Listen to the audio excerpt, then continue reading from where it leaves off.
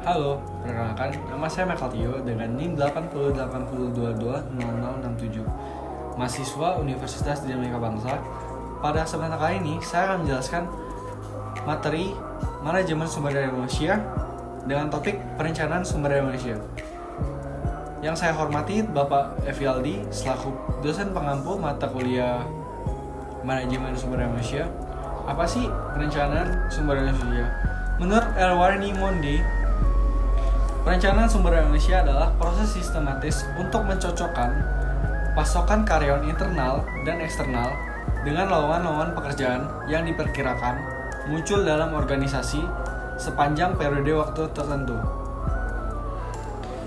Perencanaan sumber daya manusia dapat diukur. Jadi bagan pertama-tama dengan mengukur tren dalam pasar tenaga eksternal, karyawan saat ini, rencana organisasi di masa mendatang, tren ekonomi secara umum. Lalu, setelah kita mengukur tren yang tadi ada 4, kita bisa memprediksi permintaan. Memprediksi permintaan ini dibagi menjadi 2, yaitu memprediksi penawaran internal dan memprediksi penawaran eksternal. Pada penawaran internal ada audit SDM atau audit sumber daya manusia, rencana suksesi, bagian penelitian, serta di penawaran eksternal ada kebutuhan eksternal, analisis pasar tenaga kerja, sikap masyarakat, dan terakhir demografi. Setelah memprediksi penawaran internal dan eksternal, kita dapat membandingkan permintaan masa mendatang dan penawaran internal. Lalu, merencanakan untuk berhadapan dengan kekurangan atau kelebihan staf yang telah diprediksi. Menarik sumber daya manusia tidak sekedar bergabung kepada kesempatan. Jika suatu organisasi mengharapkan untuk beroperasi dengan efisiensi puncak. Perencanaan sumber daya manusia mencakup mengukur tren, memprediksi penawaran, dan permintaan tenaga kerja. Mengembangkan strategi yang sesuai untuk mengatasi setiap perbedaan di dalam organisasi tersebut.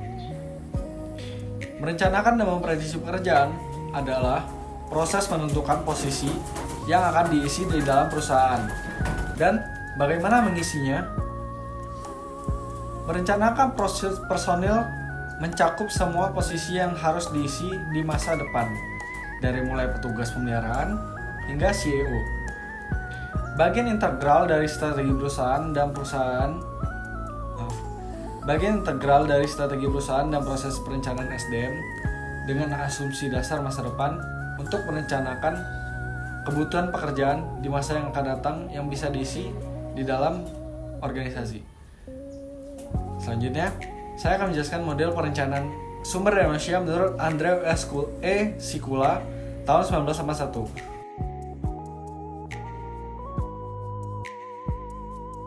Human Resource Action Program.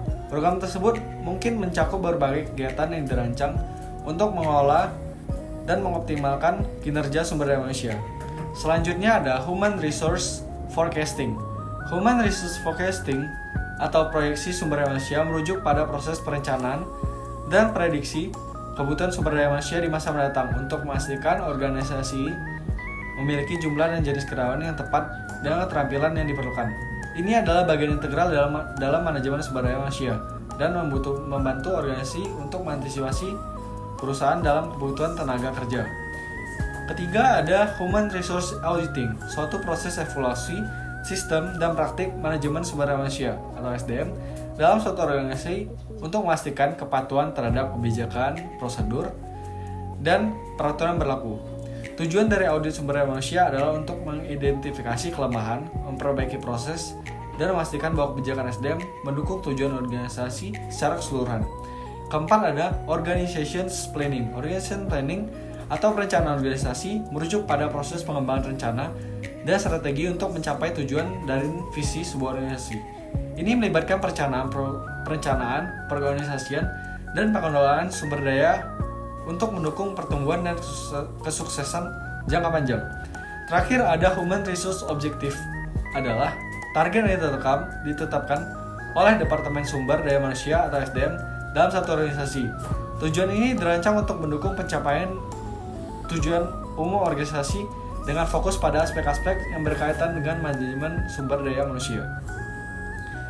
Terakhir saya akan membahas memprediksi kebutuhan pekerjaan. Ada 5, yaitu analisis tren, analisis rasio, scatter plot atau gambaran penyebaran. Keempat, ada menggunakan komputer untuk memprediksi kebutuhan personil. Terakhir, ada penilaian manajerial. Sekian presentasi yang bisa saya sampaikan. Jika ada kesalahan kata, saya mohon maaf. Saya Michael Tio. Terima kasih.